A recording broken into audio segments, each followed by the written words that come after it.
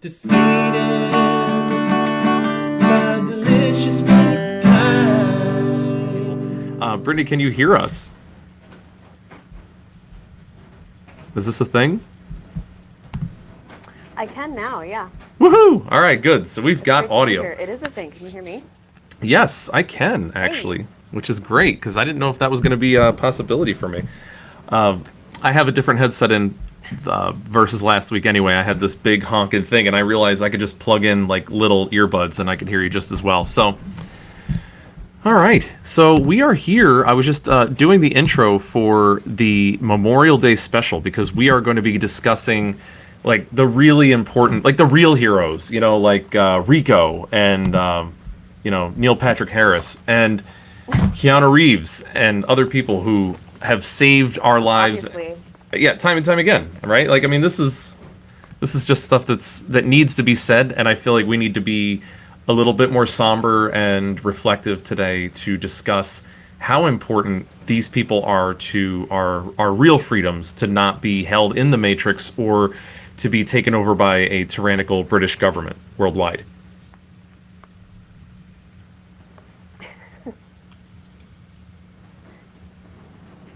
Also, Yeah. just so everybody knows, the mug of the week is Darth Vader.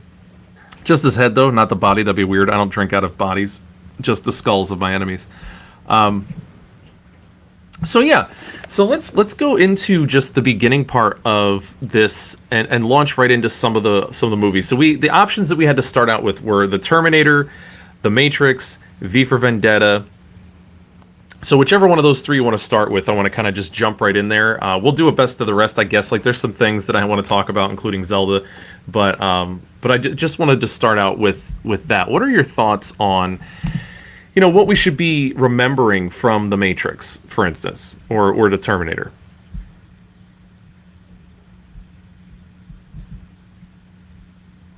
So I'm going to need you to ask the question again because there's a big delay on my side. I think what said was talking about Terminator first, which I absolutely agree with, and actually really have made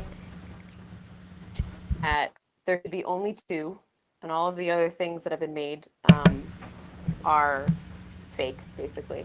And secondly, is that Sarah Connor, her character, and that type of badass female character you don't see nowadays, and it's actually very rare. And that is my opinion.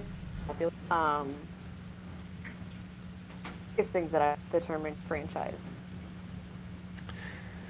Yeah, I agree with that. I mean, I think Sarah Connor is one of the just quintessential 90s badass women of action movies and sci-fi movies. I mean, obviously you had Ripley in the Alien movies and you had Jamie Lee Curtis in the Halloween movies, which are both are near and dear to my heart. But Sarah Connor represents just something wholly unique in the sense that she is going against a foe from the future. She does not understand. She does not have any inkling of what she's getting into, and that really comes into her life in the middle of her working at Big Buns, trying to be she's a terrible waitress. Just like I want to throw that out there. She's actually that her calling in life turns out is to be a terrorist and a vigilante against machines from the future, not so much diner work itself.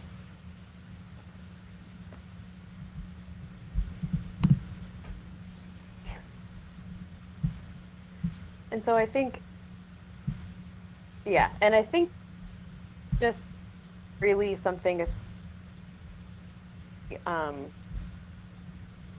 developed like this. Obviously, she was super badass and like super muscular and killing all the things and doing all the stuff.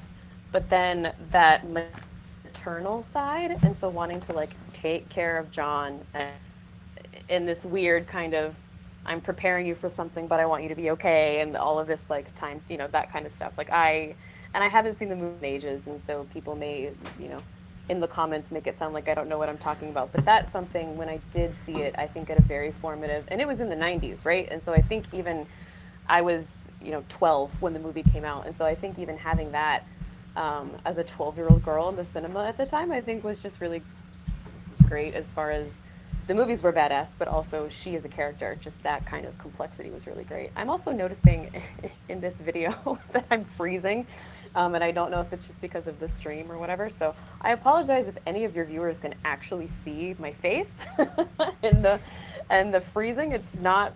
I apologize in advance for anything that you see, but it's not technology, so I can't really help that. See, what it is it's the time really travel element. Speaking of machines kind of just doing things, yeah. Yeah, it's time travel. Don't worry about it. It's you're in stasis right now. Later on, it'll come out that you had the answers like 20 minutes before I asked the questions, but we had to like do a reverse feedback loop from some kind of like weird Tony Stark belt. I mean, they explain it in the Avengers, but the point is, you may be frozen, but the points are solid. I got to point out too, because this is funny, and people make all kinds of comments about Terminator 1 and versus Terminator 2.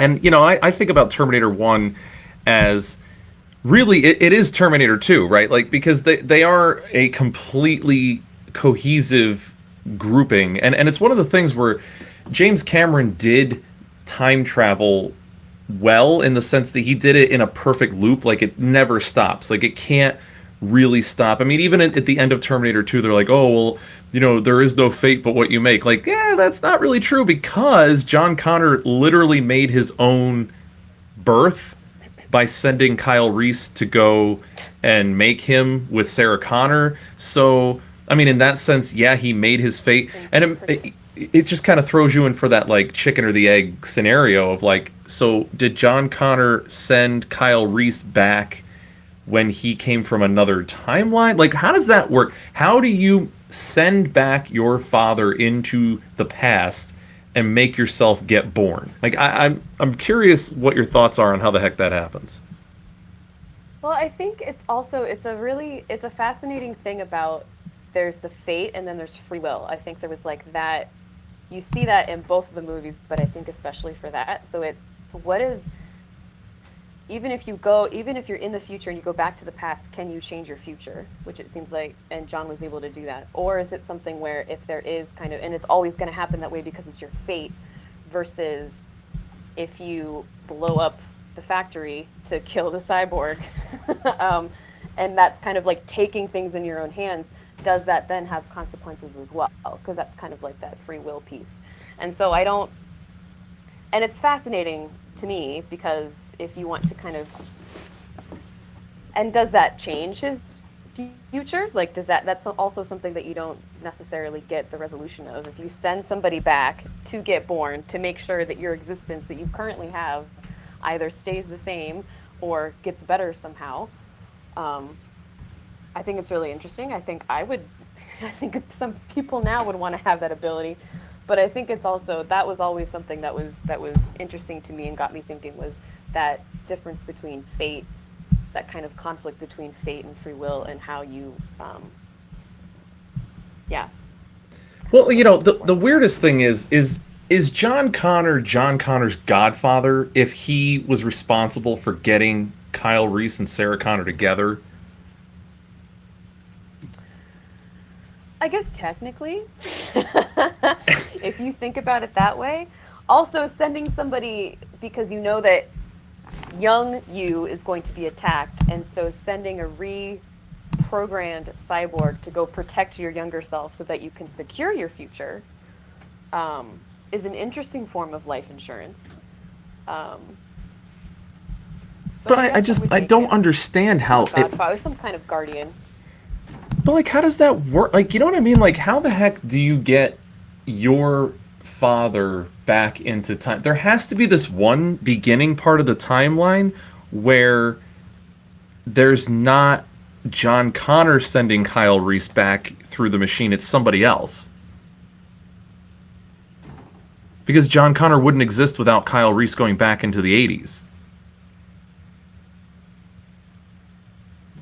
But then if he's already in the future, and see, this is where Endgame got me as well, and everyone in the theater was kind of like, but if you changed what happened in your past, does that not then change what you are currently experiencing in your future? which is basically your present becomes your future very quickly. Well, I mean, listen, I've got other issues with Endgame, Yeah. specifically, like, I just read an article where they're like, oh, yeah, well, Loki creates his own timeline, and so Captain America would have to take the stone back by finding him. It's like, that's not how this works at all, and that's just so sloppy that was weird. No, yeah, that was weird. so bad. Like, not just weird, bad. Like, I would just, like, throw out there, they didn't, not only did they crap all over time travel, they specifically called themselves out for not doing time travel the way that, like, theoretical physics and philosophers have, like, actually discussed time travel the entire time. Like, yeah, we're not going to do it that way because quantum physics. So, divergent timelines and all that. Like, Endgame clearly, and for Memorial Day in particular, while everybody dies, or at least half of everybody dies in Endgame, I think it's fair to point out that, like, not really everybody dies. Like, it's not like nobody makes it. And, that's, I think it's, for us to sit there and say, like, oh, well, Endgame has, like, a lot of this stuff too. Like, no, it doesn't. It doesn't really, because people come back, and there is another Gamora, like, and by the way, spoiler alert, and I know that I said this last week, because, yeah, there's going to be spoilers if you haven't seen Avengers Endgame, and I don't really know how you haven't yet. Oh, hold on, I'm going to sneeze, but I'm going to try to mute.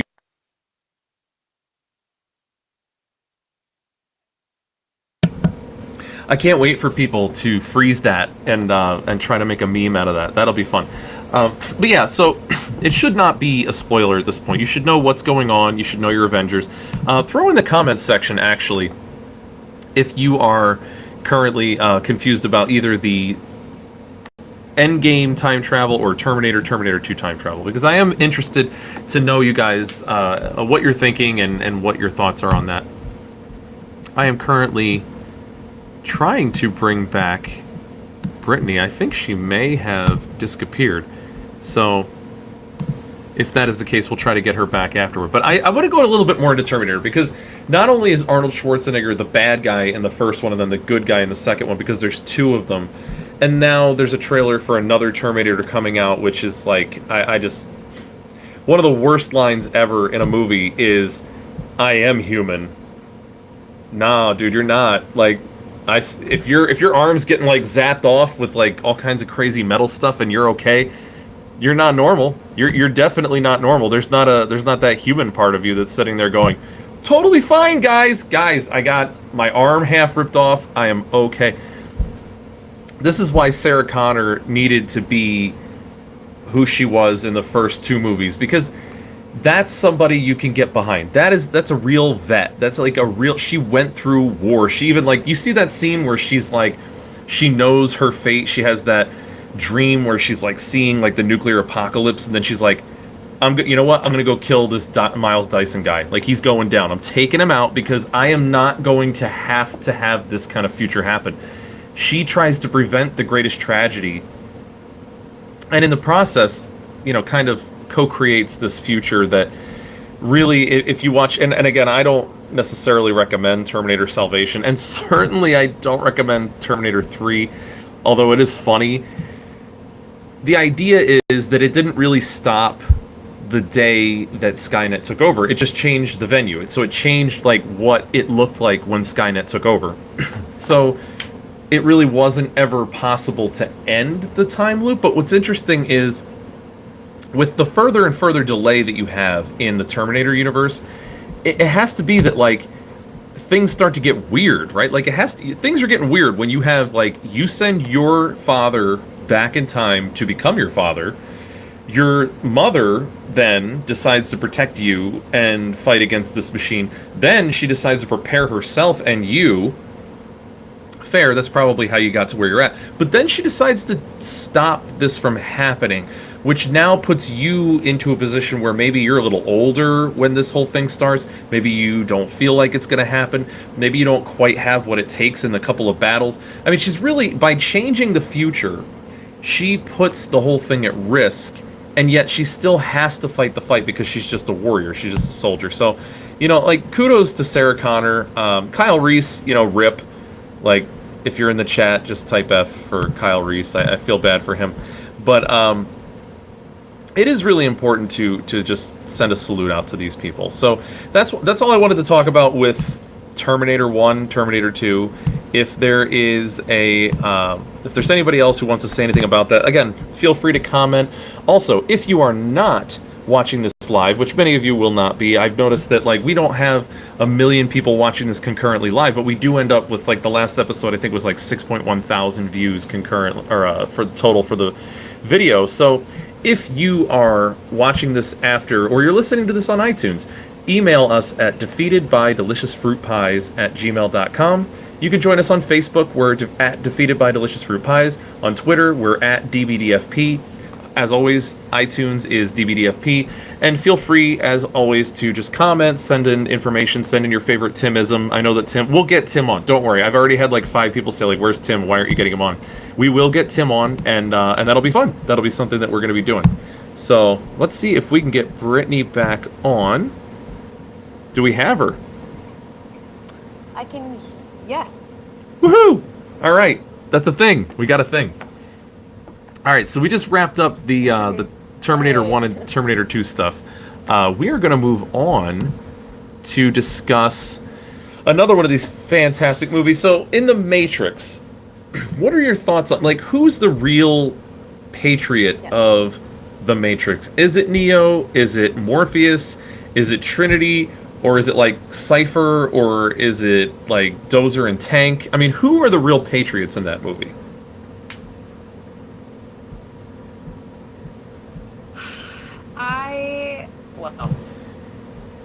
I think there's it to be made about any one of the Cypher, Neo and Morpheus for sure.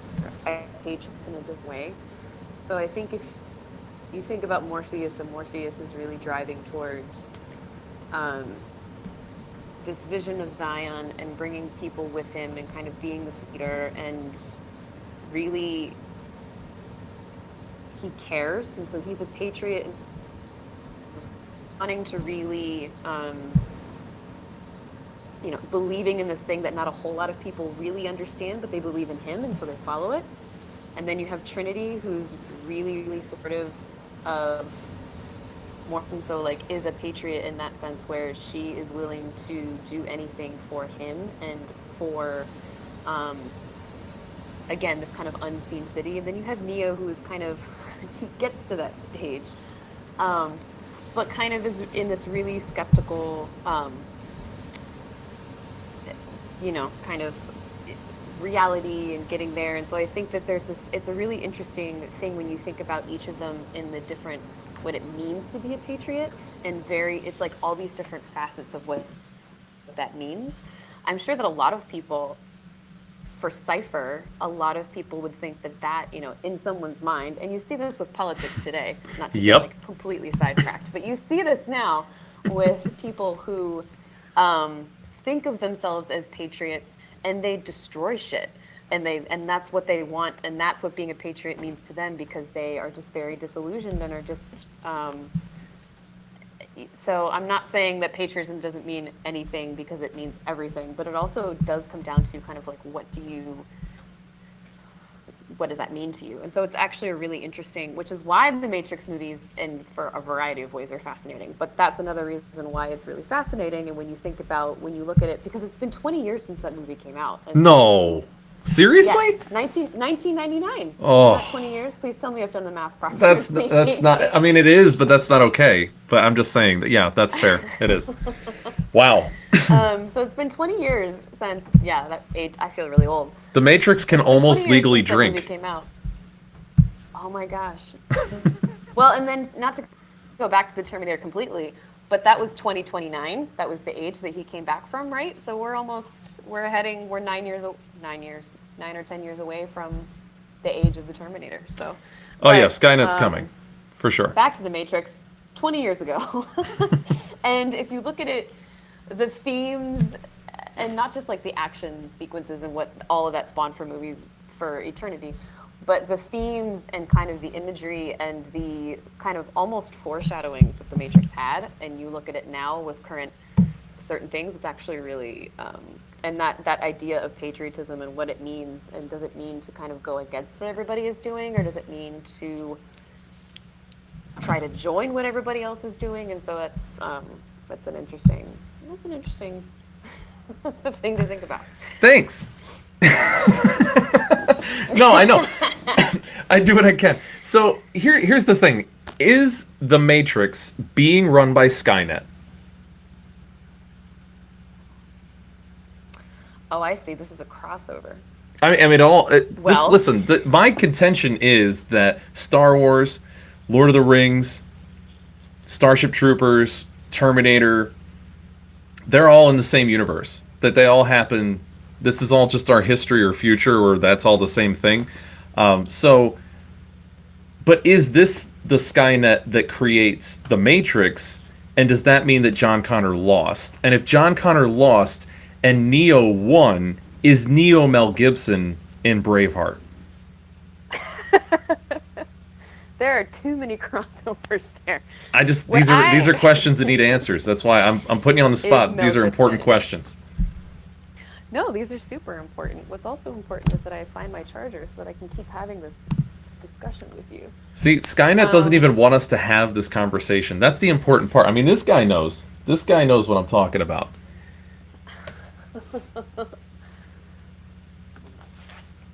I love this hat, by the way. Yeah, so that's the other thing. Is Doctor Who actually involved in any of this at all? Because I feel like if Doctor Who is, he's not really doing a great job. Just in general with the time travel thing and the wibbly wobbly timey wimey stuff, not really helping out so much with. Could you imagine Doctor Who just popping into like a Terminator movie and being like, "Oh yeah, well that's a Terminator, but I got a sonic screwdriver," and turns him off, and he's like, "Yeah, you're done. I got this. Bye." That's not fun. I mean, but like, why doesn't he? Is what cool. I want to know, because he supposedly is this great helper of humanity. The human race gets annihilated through nuclear decimation from machines. Where's our boy? Well, and so if everything is related, this is going to be really terrible. I like how you say "if" as if it's not. What's that movie with Will Smith? I, Robot? Yes. So all of the movies with the machine, that all of them would need to be related. Well, and so is this why Starship Troopers eliminates robots and sends people? I'm also looking at the image that I have.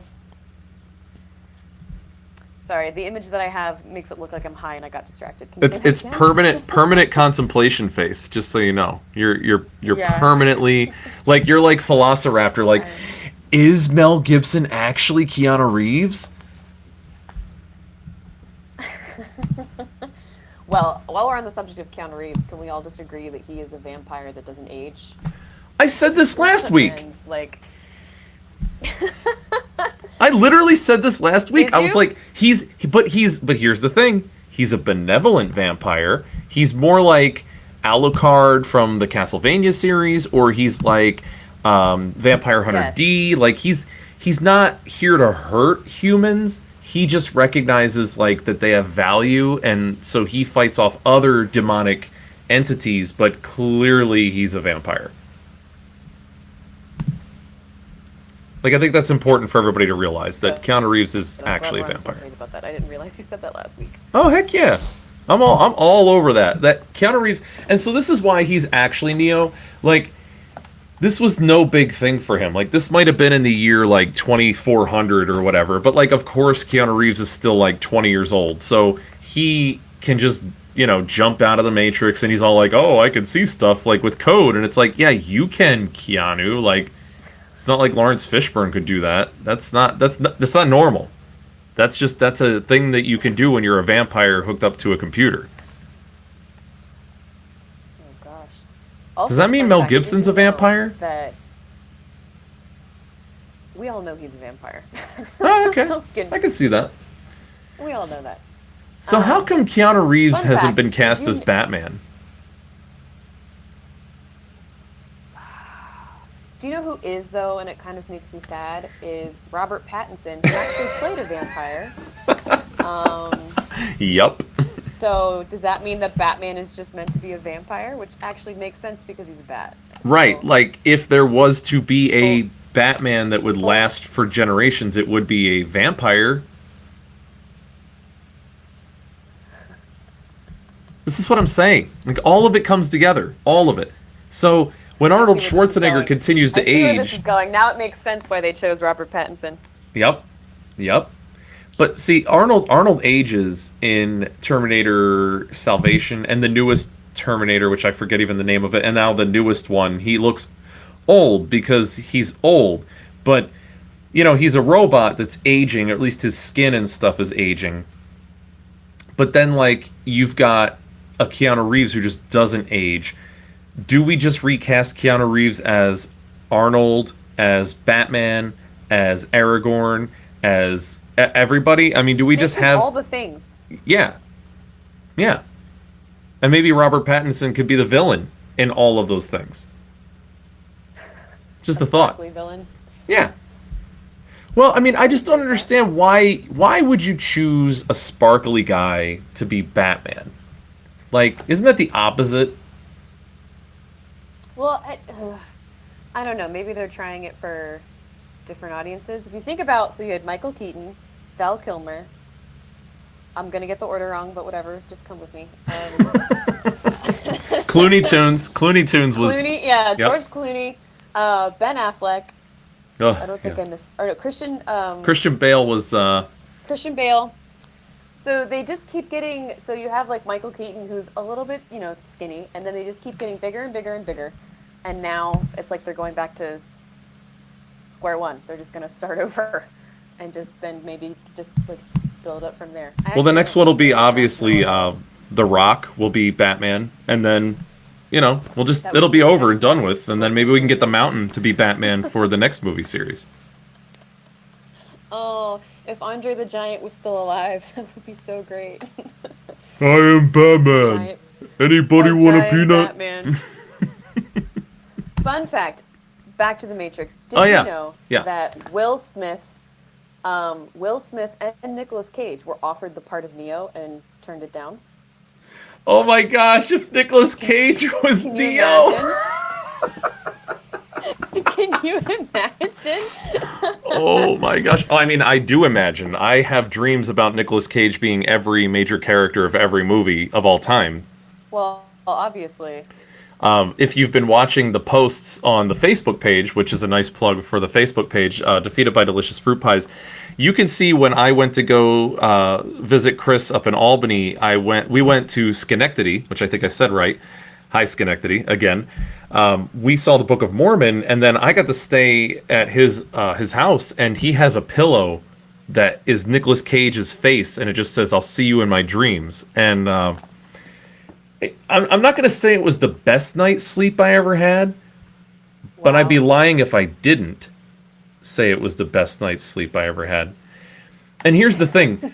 When I picture Nicolas Cage as Forrest Gump, and as much as I love Tom Hanks, it just creates like this buzz sound in my head, and like you know, and then things start to change colors, and it's really weird. It's weird, but yeah, I could see him being Neo, actually, because if you look at Keanu Reeves acting in The Matrix, I mean, not acting, look at Keanu Reeves talking in The Matrix, and you could totally see Nicolas Cage just being deadpan and normal. Like, think Lord of War.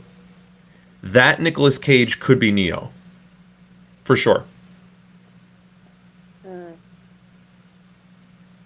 I was just about to say I couldn't see him doing all of the kung fu, but then when you made that reference, okay. Well, there is the fact that also you have, what was the movie, he's on a plane full of criminals and he needs to land the plane. Con Air. And he's with jacked. Steve Buscemi. Yes, thank you, Con Air. Can you imagine, like, so you have that Nicolas Cage plus kung fu, and then why couldn't you put the bunny back in the box? I mean, like, but look at. So I don't know though, because Keanu Reeves was he was skinny and he was pale and he was supposed to be because he was Yep. spending his life behind a computer screen. But Christian Bale could have been that too. That's true. And he can also fight. But also, Will Smith was offered this role. Like, that was also, I guess, the era of Independence Day, and so I guess everyone was offering him stuff. I also cannot imagine Will Smith taking this on at all. Okay, but that's weird, right? So how come Will Right. Smith from Independence Day was offered that role when, you know, you also have, what's his name, from the same movie that is a weird, tall, skinny white guy that clearly looks like he's living in a basement. He could have easily been also Neo.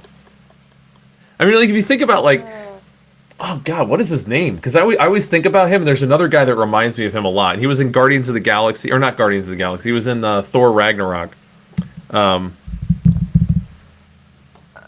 He's the Fly. Man, I can't believe I'm blanking on his name.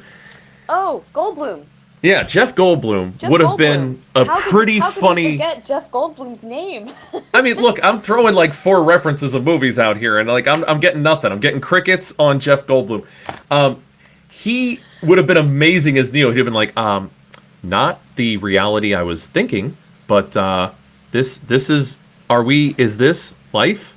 Are we here? Is that you? Although I don't really see him having a love interest, because the one thing about Independence Day, of all the other stuff that happens in that movie, everything else makes sense except for the fact that Jeff Goldblum has a hot wife. I have a lot of friends who would disagree with that. But are they thinking Jeff Goldblum from like the time when he was in The Fly, or like when he was in that Charles Bronson movie? I think it was Death Wish 2. Or are they thinking of like... thinking of Jeff Goldblum in Jurassic Park with his shirt half open, kind of leaning in the back of the truck. That's what we're thinking about. Like the dripping the water on your hand chaos theory Jeff Goldblum. Oh my gosh. Wow. Like, you know, we need to have your friends have a very strong talk about like what it means to know Jeff Goldblum and other people. But yeah, I can see him being a Neo. I really can. More so than Will Smith. Like, I'm not sure. Will Smith is way too competent to be this bumbling idiot through the Matrix. Right. Well, and also that's as far as you need the character. You need somebody who's like behind the screen, you know, not really having a life. And Will Smith just has far too much. I love Keanu Reeves, but far too much personality. Although, here's my argument. I will give you this. And by the way, I'm really happy that we slipped Independence Day into this whole conversation because of Memorial Day. So, like, you know, nice job, us. I was thinking about Will Smith. I get brownie points. Yeah, you win. You win, definitely. Look at Will Smith in I Am Legend. That's a dude that's solitary. He has not interacted with people for a long time, and he plays that off really well. I mean, like, the problem with a Will Smith is he's too good at everything, so there's probably an example of him doing a good job. I mean, even, like, I could picture in, like, let's say The Matrix Reloaded, if that was Will Smith, I could totally picture him pulling off, like, Hancock. Like, he's got these superpowers in The Matrix, but he's always wasted because he can't handle how stupid the world is because it's fake. He's like, oh yeah, there's ghosts now. Okay, and he punches it in the face. Like, you know, like I just could totally see him being that. Like, he's so, if you take like I Am Legend and Hancock, I think you've got a good mix for Neo. Like, I can see them trying to get him in there. We're lucky that Keanu Reeves put both of those people, Nicolas Cage and Will Smith, in a trance and told them to reject the script so that he could then fulfill his destiny as the savior of humanity. Yeah. Because he's a vampire. I mean, they needed... Well, it was kind of like... So, and I stand by this. I saw that... I made this in the comments on the conversation you had a couple weeks ago about The Lion King. Oh, yeah, it was last week. Yeah, I basically made... Oh, it was last week. I basically made the assumption that Beyonce basically called Disney and said, I'm going to be Nala, and hung up the phone, and that's how that whole thing went down. Basically, Keanu Reeves probably did the same thing. It was just like, I'm going to be Neo, you guys need to back off. I just thought it was an interesting piece of conversation, thinking about those two people as Neo. I think you needed to have somebody like Keanu Reeves who's kind of a blank slate. And I mean that in the best possible way. You mean like blank face? Yes, then you can build on it, right? Whoa. Because everything starts over. And then you can build on it, right? So you needed somebody that had kind of this blank slate kind of thing that you could build on as a character, because he grew as an actor as Neo grew as a person in this world, and like taking on that role and doing all of that. So I think in a lot of ways it made sense. But anyway. Well, he's definitely one of our heroes, and I'm really excited that he made it into our Memorial Day special, and he was able to draw up so much emotion, even though he has none. You know, I wanted to go over the third one that we were going to talk about, and you know, and if again in the comments, if you want to just throw out there like some other things that you wanted to discuss in terms of who you think like the real Patriots are, that's fine. But we don't care. We're going to talk about. So we hit up Terminator, we hit up the Matrix. We hit some side directions too. I want to go into Starship Troopers a little bit, just because it's clearly one of the greatest threats, aside from a giant neural net system that is out to destroy us all and or enslave us into a virtual reality prison. Arachnids are our number one threat from Klendathu. And if it weren't for the brave soldiers from Starship Troopers, like if we didn't have a Rico, who apparently is also Tarzan, and we didn't have Jake Busey in a movie, because there needs to be a Busey in like every other movie. I think it's like called the Busey clause. If we didn't have those things, I think we would not be better off for it. And thank God we have these people willing to fight for us and to let us know that service guarantees citizenship. So I don't know what your thoughts on that are, but I want to honor those people. I don't know if what I was going to say would honor people the right way. You said service and citizenship, and all I can think of is our current political times, which is not really doing service to. I can't remember the last time I saw this movie. It's a fantastic movie. I think like this was a movie we actually watched together ages ago. Really? In Scranton. But in Scranton, what? The Electric City? Yeah, that might have been actually the case, because I did get... I watched that often, and I think I had this on when we got like a stereo or something hooked up to the TV, and we wanted to see how the bass would sound, so we cranked it up and played Starship Troopers. That's actually, you know, it's funny, it was this exact DVD box set that I've had since it came out, which has all kinds of like goodies in it. Because it's just such a fantastic movie. I still have the barcode. And it's also a great movie. It's a great movie to do drinking games to. Also completely unrelated, but we don't endorse drinking for our audience members who are under 21. I mean, you have to be at least a year older than The Matrix in order to enjoy drinking games with Starship Troopers, which I think is also like 1999. That is an important PSA. Right? See? Look at that. I'm like helping out all the childrens. But yeah, it's important that we defend our planet against giant arachnids from other parts of the galaxy launching asteroids and comets at us. I just think that's important. Oh, I would agree with that. It's just pretty straightforward. Especially when they're huge. Well, and the thing is, they are huge.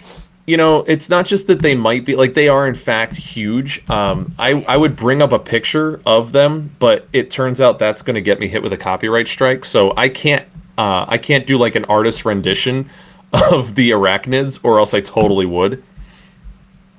It's just tough because I really have to be careful about what I say and what we post up here. So okay, let's move on to another near and dear movie to my heart. I think we may also have watched this one, and that's V for Vendetta. Yeah.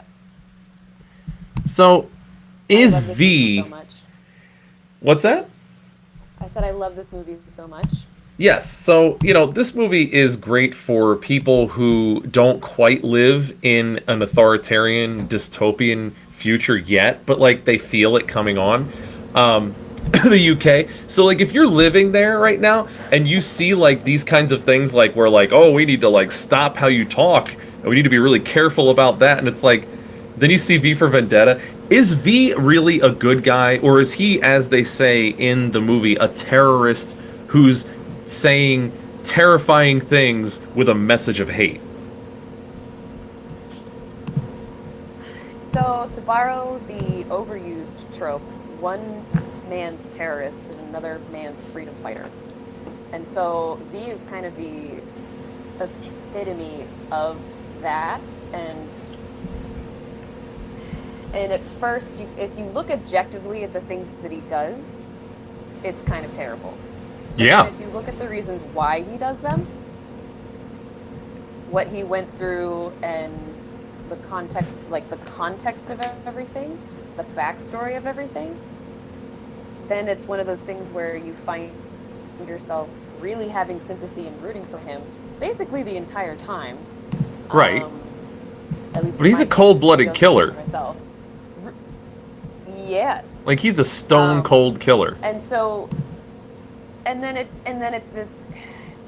Do you cheer for them because of that, or because like, well, he had all these terrible things happen to him, so of course he, the definition of vendetta is a blood feud that you need to like deal with, right? So it's kind of like you're rooting for this person who actually is murdering all of these people, which aren't necessarily innocent people, but does that make it okay? And so it's just kind of this, there is a moral dilemma the whole time that you're like, yes, do the thing, free yourself, blow up the Old Bailey, like, yeah, but it's do the, does it justify the means? Do the ends justify the means, I guess, is the ultimate. Well, like, also, there are two different, I think, just from my personal opinion of this movie, I think there's two different Vs. I think there's the V that is, like, the idea of fixing a broken system and standing up to an oppressive government and saying what needs to be said and ignoring hate speech laws and all that stuff. But then there's, like, the monster V who fights against other monsters. And that dichotomy is really interesting to me because he is behind a mask, and the mask is what everybody gets behind, it's what everybody wants to be, it's what everybody believes in, and the citizenry using the idea that he puts out there is actually what stops the government from being tyrannical. And as you see at the end of the movie where all of the people are walking through the military and they're like, stand down, and they're just standing there, like, walking right through these. I mean, kind of pushy, a little bit rude, but they push right through the military people to watch the Parliament building explode, hopefully. That's what they're looking for. And then Evie launches the explosives that are there to destroy the building. That's all, like, the idea. That's, like, the veneer. It's the mask. But then, like, the monster of him, the guy who actually tortures Evie, who is not a villain in the movie at all, and tortures her, and she even, like, says, like, you tortured me. And he's like, yeah.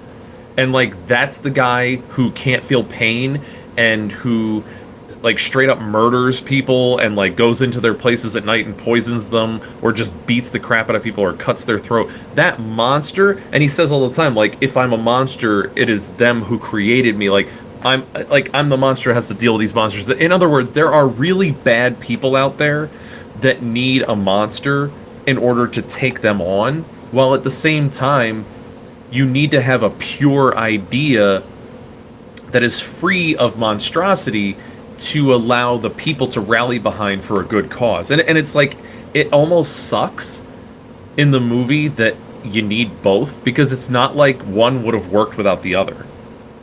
Absolutely. No, you need both of those. And it's really, it's interesting because he even says,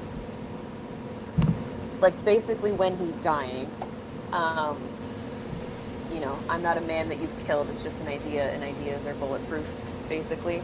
Mm-hmm. So he even is like a self-confessed, like, he isn't really a person anymore. He is now an idea. And so using the mask, he could have used any mask, but basically Guy Fawkes, as far as the symbolism, as far as taking control and basically blowing up the status quo, whatever that is, that was obviously intentional, but I think really interesting because it could have been any mask. If it was just to hide his identity or anything, like it could have been anything. But the fact that it was Guy Fawkes and the fact that it's this dichotomy of, you know, the sort of man and then obviously the monster, but then that's inside everyone. Given the right context, do we all have the potential to become V? Right. Well, I mean, he could have had a Mr. Clean mask, or he could have had like a Ronald Reagan mask, and that'd have been creepy, and that would have been pretty effective. But yeah, you're right. I mean, the Guy Fawkes mask kind of totally works out. Although, if he would have had a Nicolas Cage mask from like any of the movies where he's got that like crazy face, you know, like either like the movie like Not the Bees, like or something like that, that would have been really kind of amazing too. Or Jack Nicholson from The Shining, that would have done it for me too. That would have yeah. been a little intense. Well, actually, if Jack Nicholson would have played V, that would have made it terrifying enough, I think, for everybody. And also, I think it's awesome that you don't see his face, though. Like, I think that whole thing, is a testament to how good of an actor Hugo Weaving is, but yeah, true story. The fact that you never see his face, it's just the mask. Like, even when she kisses him at the end, like, she kisses the mask, like, you do not see his face. Right, but that's what I'm saying, because she's also in love with the idea of him. She's not in love with the monster underneath, and he explains that, like, what I am, I'm not who is underneath this mask no more, under the skin or under the bones. Like, he's very aware that he is a monster, and he knows that his ideals surpass him, and he says to her, like, I'm giving this, basically, like, I'm going to give the power to detonate everything to you because you deserve it. The future belongs to people like you, not people like me, because I am part of this horrible system that exists, and I need to be the one that closes the loop. Like, it kind of ends with him. Right. Even though he was a victim of it. He yes. Stop it. So they created the monster who knew he was a monster, who wanted to close the loop. And so in a way he was not a terrorist, he was a force of destruction, like more than a terrorist, because his goal was not to terrorize, his goal was to destroy. Yes. So like oh, go ahead. Sorry. That just, not to go completely back to Terminator. It always goes back to Terminator. Isn't that kind of like at the end of the second movie when he basically sacrifices himself because he doesn't want to get used, because his arm was being, like, parts of him were being, like, reprogrammed and being used for terrible things, so he wanted to self-destruct basically, so that he could save everyone from himself. So there's this kind of, V kind of did a similar thing where he was like, you know, the future belongs to people like you, and so I don't want to say he sacrificed himself because that's not entirely true, but it ends with him, he closed the loop, but it's kind of a similar thing where you take yourself out and then the future does belong to others. You know, it's funny that you mentioned that. It's this interesting symbolism. Terminator 2, like, one of my favorite lines of any of the Terminator movies, and actually a lot of movies in general, is, I know now why you cry, but it's something that I could never do. Yeah. That's like a really powerful line, and it's almost identical to what V is saying. Like, I totally agree that, like, they really are both the monsters that were created by the people involved. You know, what also kind of begs the question, too, of, like, you know, we create Skynet, whereas, like, in V for Vendetta, they really make it clear, like, yeah, we allowed this form of government. Even in his speech in the beginning of the movie, he's like, but then again, if you want to know the people who are responsible for all of this, you'd look no further than in the mirror. And it's like, oh, dang it, we did this. Whereas in, like, a Terminator, it's like, oh, this was kind of inevitable. There's nothing you could have done about it. You know, government and military and such. We gave over the decision-making powers, and, well, here we go. Yeah. Right, but it's essentially the exact same thing. It's just it was a technocracy instead of, like, an authoritarian dictatorship. But it was basically the same thing. So, all right, so we got over the main ones. I do want to take the time that we have remaining. We have got 10 minutes left. I want to get the best of the rest hit up, and I also want to make honorable mentions. I mean, I didn't bring my Star Wars mug, one of my Star Wars mugs, for no reason. if you look at the Star Wars movies, which my contention again is that it happened a long time ago in a galaxy far, far away, but it's our past because obviously most of the people there are humans. Is it that Luke Skywalker is the Patriot, or is Princess Leia really the Patriot, or is Chewbacca? I mean, I don't know. Or is Darth Vader really, is Anakin Skywalker really the Patriot who wants to bring order out of the chaos after the Clone Wars and all this other stuff? Like, I'm actually genuinely confused as to who the real Patriot is, and it also brings up the question of, like, is the Patriot the one that really needs to win? Is the Patriot the good one? Or is there another role? Is there another type of hero that is not a Patriot that we need to give credence to, or a type of person that we need to give credence to on this Memorial Day special? Such interesting questions. I love Princess Leia so much, so of course I would always say, Heck she's yeah. a Patriot. I said this before. Did you see my post? By the way, just as a total aside, did you see my Facebook post like 5 years ago where I said Princess Leia is my favorite Disney princess after Disney bought Star Wars? No, I didn't. Yeah. That's very accurate. Sorry, I just, it's total aside. Very appropriate. No, that's good. I think if we're talking about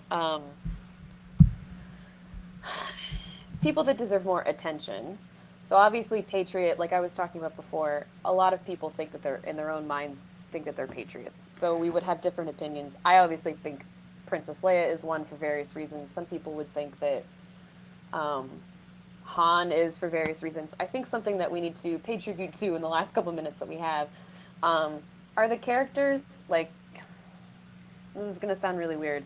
I don't think that characters like C-3PO and R2-D2 get enough credit, and maybe they do. But as far as the, and I don't mean from a robot standpoint, but from like an accessory standpoint, I think that there are a lot of really key, because the movies wouldn't be what they are without them. And I think, so this was an interesting conversation because when the guy that played Chewbacca died, I'm sorry that I'm forgetting his name, but may he rest in peace.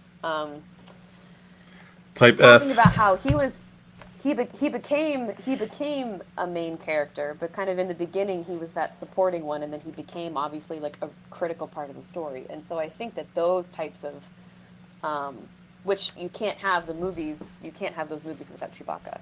So I think if we think about those types of characters where maybe they're not the main one, or maybe they're not the Patriot, or maybe they're not one of the ones that fit into these boxes when you go and see a movie, but it's those ones where if they weren't there, you would notice it. So I don't know what we want to call that character. It's not like supporting, it's not an accessory, but it's those ones that even if they don't have the most lines, even if they don't say a whole lot of lines at all, if they're not there, the movie is not, it just wouldn't be the same. So what is the what's the salute to Chewbacca for the movie? Is it like do you have to say that in Wookiee? Like is it like is that like a thing? I don't know what I just said. I could have just blatantly swore and broke all of YouTube's terms of service on that. Any but Wookiees watching right now are infuriated. I am so sorry to all and any Wookiees who are watching this special right now. This was not intended to be offensive. And this is my oopsie. If I were to quote PewDiePie right now, I'm sorry. I'm not really sorry. I don't care. If you're offended, you can do what you need to do with your up your and several other. I don't care.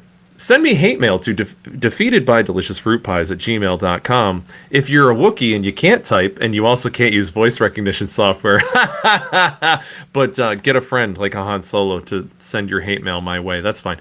No, it's an interesting point that you bring up with the idea of having a support character be the Patriot. And I was thinking about this take Star Wars Episode 4, A New Hope. If you look at the end of that movie, what about Red Leader, Gold Leader, like the X-Wing squads that didn't make it, but that obviously allowed the Death Star to get destroyed? Like they are real heroes, and honestly, not to get too sentimental, but they are honestly the ones that Memorial Day, I think, in my personal opinion, is here for, is not the hero, not Patton, not Luke Skywalker, not Mel Gibson as William Wallace, although William Wallace was an actual person who was kind of cool. Not the founding fathers, not your George Washington, but like, you know, the guy who was working like a 9 to 5, and maybe he ate a couple too many cheeseburgers in Dagobah, and then like somebody came up to him and was like, "Hey, join the rebellion," and he's like, I don't know, and he like, then they'll say like, "See the world," they said, and then like, you know, you'll get to meet lots of people, they said, sail the high seas, they said, and that person that jumps on that bandwagon and says, you know what, I'm willing to do what it takes, and I'm going to try to do something for the greater good, to try to do something to help people out. And then they get blown up by a random TIE fighter just on like a Tuesday afternoon when they're just trying to blow up a Death Star. Not a big deal, just trying to blow up a Death Star. I mean, everybody at some time in their life has got to go try to blow up a Death Star. So, you know, those types of soldiers, those types of heroes, I think, like, you know, even like if you look at the Matrix, like I could point out more of those, like if like Switch, who just gets like, you know, an APOC, they just get turned off, and that's like, they die. They're soldiers in this fight. And they're probably normal people or normal hackers. I don't know how normal hackers are. I'm sorry, Anonymous. Please don't hack my channel. Like, nothing against you guys. But, like, they have just a role to play. And they die a lot. Like, in Braveheart, you see a lot of people die. And it's just these random scenes where people are just dying. And it's like, but how many hundreds or thousands of people died to make sure the heroes got their way or got what they needed to have happen? So I totally agree with that. You know, like, and even in the Terminator, like, how many poor guys in pickup trucks had to get thrown out of that truck, or that tractor and trailer driver get thrown out of that nitrous oxide or whatever, that liquid nitrogen truck in Terminator 2? How many people have to get thrown out of their vehicles? Or the dumpster guy in the beginning of Terminator 1, the what the hell guy? Like, how many times do bad things have to happen to people? They didn't sign up for this. They weren't trying to get into a bad situation, and yet they drive the storyline forward. They allow the hero to beat the villain. They do the things that need to be done, not for any fanfare, because, you know, bottom line, they're going to be like number like 100 in the credits, but they do it because they know it needs to get done, and it furthers the plot point to make sure that things happen. I do think that those are the type of heroes that I tend to really like look at and have a lot of credence to. So that's just my personal opinion. I don't know what your thoughts are about that. It was a little bit of a tirade. No, it's fine. You kind of just made my point for me. So you're welcome. All for the greater good. And those, I mean, at the end of the day, if we're talking about patriots, that's really that would be really what it's about. Those kind of unsung heroes that get us towards the greater good. I mean, I think that pretty much wraps up the Memorial Day point for the week then. And you know, it's interesting. It brings me to, that's kind of the best of the rest that I had to do with Star Wars. If the listeners, if anybody who's listening on iTunes, or if anybody is on social media, or if you're watching this video, you're one of our people who's watching it live, or one of the apparently thousands of people who will be watching this after we get done this episode, if you want to throw in your comments or suggestions or some other things, I'll be sure to put those up either on social media. I'll be happy to bring you out and make you a guest, or we could talk about it further. I just look at defeatedbydeliciousfruitpies@gmail.com, or you can go on to DBDFP on Twitter and just like at me. I'm happy to respond to you. And just let me know, like, what are the things that we missed, and what are your favorite characters or heroes or anti-heroes that you would want to see have memorialized on either next week or the next year's Memorial Day special. Ooh, there's going to be another one next year. So, you know, with that in mind, I do want to talk about another unsung hero, mostly because he doesn't know how to talk, and that is Link in The Legend of Zelda. So I was playing Legend of Zelda, the newest one that's on the Switch, and it's crazy. Like, it's crazy good. It's like Skyrim and Legend of Zelda, and I know I'm so far behind the bandwagon on this one. This game came out when the Switch came out, but it's really, really, really good, and it's fun, and it's a great game. And I got an email from Nintendo saying, "Hey, congratulations! Thanks for playing Legend of Zelda." And I was like, kind of taken, like, "Oh, cool!" Like, they sent me a thing, and they sent me a background, did all kinds of other things. So, you know, just to wrap this up here, like, be a Link. You know, be somebody who doesn't need to talk a lot, but who can be the hero of time. The Triforce of Courage can be yours. You can grab it. It could be in your wrist if it's the Nintendo 64 version. It can just be conceptually something that you represent. It could be something that you grab on your own, in your life, in your health, in your wealth, and whatever it is that you're trying to get. You, too, could be Link. in your own life. And since you can name Link whatever you want in most of these games, Link really is all of us if we let Link be all of us. Unless you have to put in Zelda to get the Master Quest when you put in the name to do Legend of Zelda 1. It's not a great example. The point is, you can be who you want to be in your storyline. You could be a Link, or you could be a Zelda, you could be a Ganon. I don't recommend being a Ganon because he always ends up getting sent somewhere weird where he's like flying in circles and cartwheels. So, but that is all of the things that I had to say for the week. It's kind of like a week best of the rest after we went through all this Star Wars stuff. But again, please feel free to subscribe. If you're watching this, I know we get a lot of views, and and I'm really grateful for all the subscribers. We are now pushing almost to 700, but we have thousands of you who are watching this video. Please take a minute, like and subscribe, and feel free to join on our social media and join the conversations that we're having, not just in the comment section of the videos, but also in the Facebook comments and things like that. But likes and shares actually really help with the algorithm. So if you could do that, if you like the video, if you're watching it, just actually click like. Don't just like it, and because I can't hear you. So click like, so I know that you like it, and then subscribe to the channel. That helps me a lot. So last words are going to be to you, Brittany. What do you want to have the Nerdverse hear from you on your latest guest hosting of DBDFP, episode 151?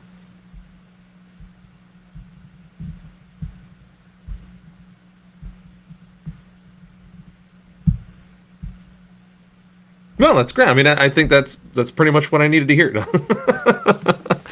I am very happy that everybody came this week, and thanks for everybody who watched the premiere of the DBDFP Tries from New Year's. I actually did put that up because it was private for some reason, so I made it public. But thanks everybody for joining us this week. I'm really excited for the things that we have coming up next week. If you want to be a guest, as Brittany and Colin were able to do the last 2 weeks, please let me know ahead of time. I need to do sound tests with you. I'm not a boomer, I promise. I play one on YouTube, but you need to let me know on the phone or things like that so that I can get to you and we can make this happen. So this is NEDTJ from DBDFP signing off. Thank you all, and I will see you next time. Defeated.